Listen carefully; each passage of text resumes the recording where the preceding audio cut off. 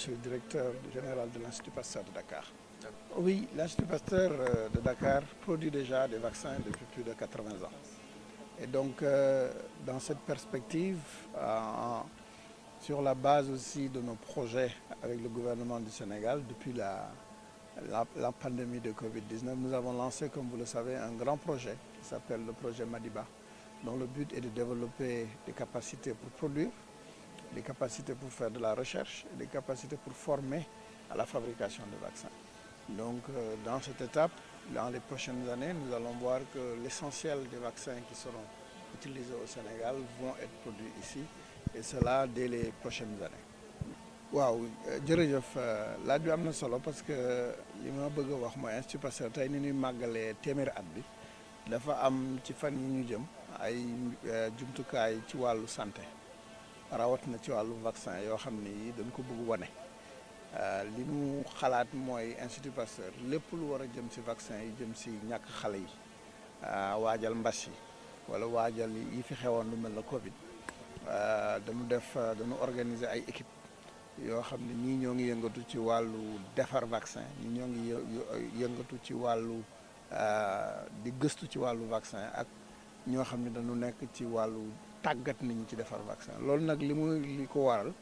mooy ñu jiite réew mi dañu def loolu priorité ba ñu jógee ci mbas mi bi ñu doon wax Covid ba tey rax ci dolli suñu autorité yu bees yi daal di feddali loolu mu nekk benn priorité bu Sénégal jox képp kuy liggéey ci wàllu santé moo tax ñun dañuy yëngatu ci loolu et que ci at yi di jëm ci kanam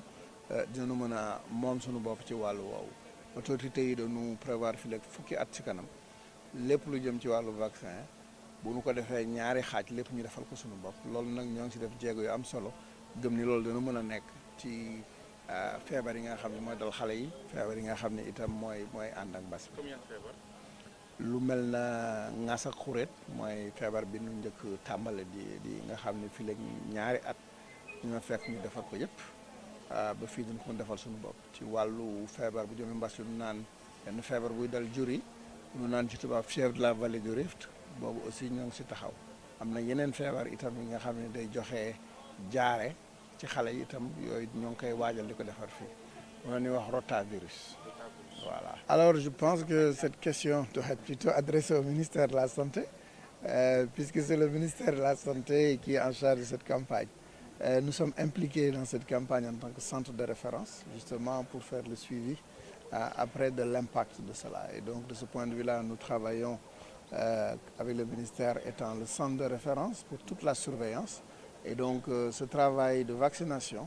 va bientôt se voir parce qu'il devait y avoir moins d'épidémies, ce qu'on doit pouvoir capturer. Donc je pense que comme le ministère a beaucoup d'expérience dans ce domaine-là et que la campagne a été rondement bien menée, que j'ai pu personnellement voir dans les écoles et dans tous les endroits la mobilisation, je pense que l'impact va être important.